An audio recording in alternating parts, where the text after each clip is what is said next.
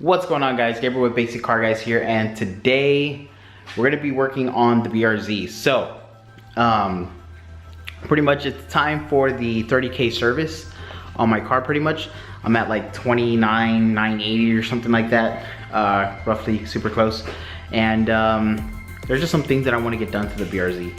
Now with the 30K service, as far as I know what the 30K service is, pretty much it's check your brakes, check your fluids, check air filters, rotate the tires, check them actually, and all that stuff. So I made my own 30K list just because some of those things don't really apply. So this is the maintenance that we're going to be doing on the BRZ today. Well, some of it anyway. BRZ maintenance, 30K. We're going to be doing the air filter, the cabin filter, an oil change, and tires in alignment. Now, and topping off fluids as well, which I didn't write on there. But just an FYI, these are the stock Michelin Primacy MXM4s or whatever, right? Or Primacy HPs, whatever, quote unquote, the Prius tires.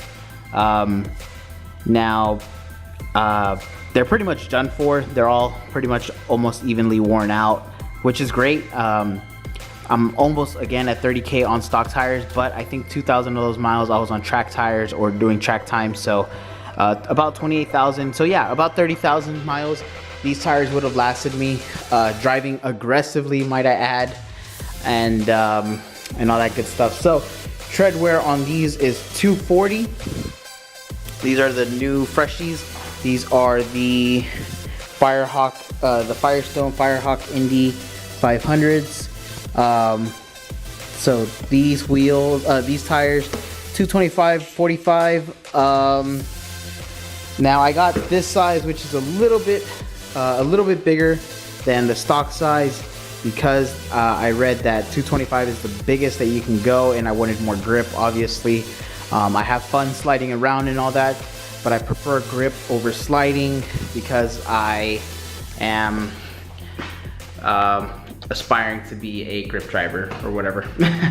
So with that being said, those are the tires that are going to go on the car, but I'm not going to be able to do it today because it's already late. I think it's like 3 p.m. and I have a bunch of other stuff to do for the rest of the day.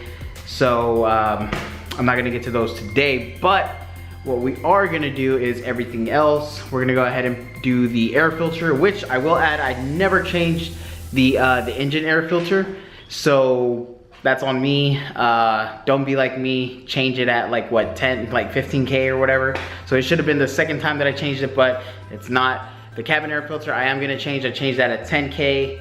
I'm not gonna be changing the diff or the transmission fluid because I'm pretty sure my throwout bearing is going out. So I wanna go ahead and, you know, whenever I drop the tranny, which I don't know if I'm gonna do it or I'm just gonna let Subaru do it, but whenever that happens, I'm gonna go ahead and change the diff and the transmission fluid at the same time, because I just wanna keep it even or whatever. So, and besides, I did that like a 10K anyway, so there's that.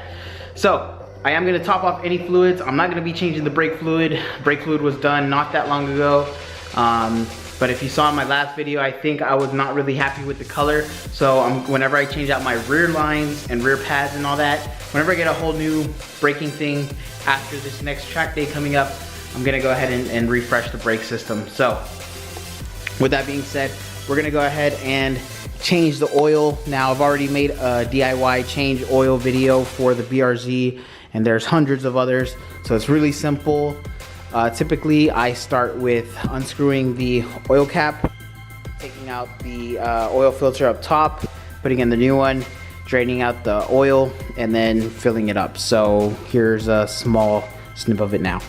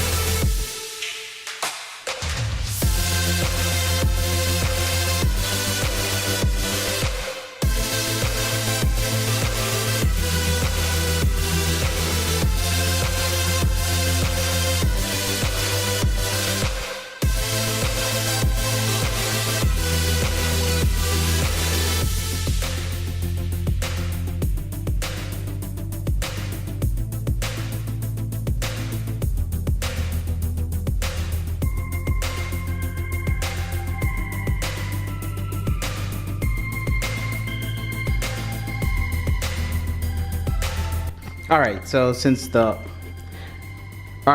now that the oil is done and it's not as messy as most oil changes, I went ahead and I'm gonna look at all the fluids. Now I already topped off my windshield washer fluid a while back. My brake fluid looks good and my clutch fluid looks good. So now the coolant is pretty low. It's down there, it should be up here. So I picked up some of this really expensive super coolant from Subaru. I'm just gonna tell you guys the price of it. It was pretty much $30. It was like $28.95 after tax and all that good stuff. So blah blah blah. This is pre-diluted. The good stuff though. So yeah, I'm gonna add this. And the reason why I wanted to use this, I just wanted all OEM coolant. Now this is pre-mixed, so I don't need to add any water. So I'm gonna pour this in as uncarefully as possible to spill the most. So here we go.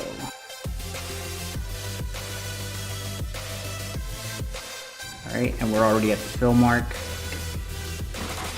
And just in case, I'm gonna go ahead and fill up the water neck.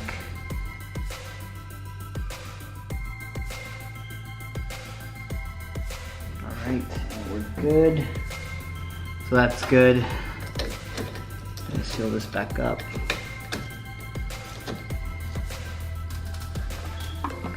Alright, so the coolant is topped off. So now that that's topped off, I'm gonna go ahead and show you guys the air filter. I've never changed before after 30,000 miles. Here she is. So yeah, it's pretty dirty, pretty gray looking. It's got a whole bunch of stuff in the pleats. And I've got the new one here. If I don't normally get OEM, which I almost normally do, with air filters and stuff like that, I don't think it matters too much, but I try to get the best at the time. So here's the Wix one. Now you can tell here the differences and why I sometimes don't like going with aftermarket. Obviously this one's a lot cleaner, but this has a center thing and it's split up in 2 rows, while this one looks like it's more free flowing. So I'm just gonna put this one in for now because I have it. Yeah, and like look, the area for the filter is a lot smaller, but I'm gonna put it in because I have it. And I'm probably gonna order a dry flow, like I don't know, AM, or if HKS makes one or something like that, then I'm gonna order a dry flow filter because I'm kind of not happy with this being like this and then this being like this. So I'm gonna drop this in anyway because I need a new one anyway, but expect me to change that in the future, but not in 30,000 miles.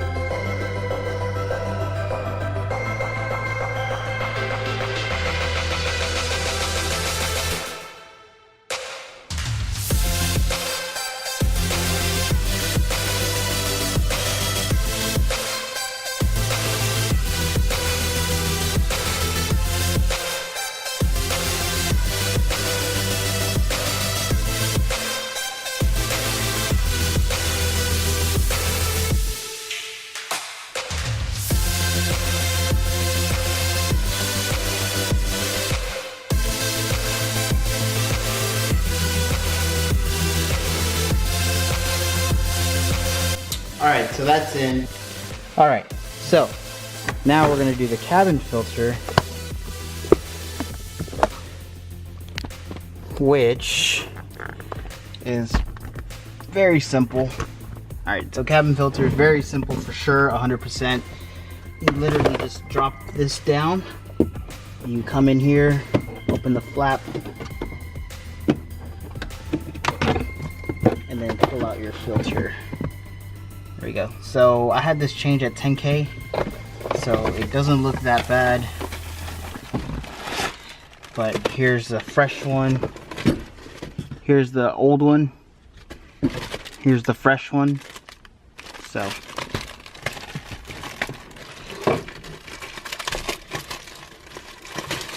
and of course you want it going the way that the air flows. So air flows through up. So the arrow should go this way.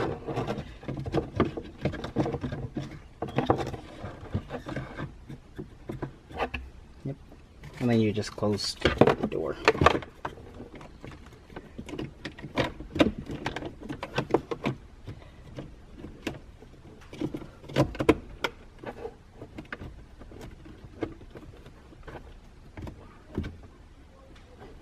Alrighty.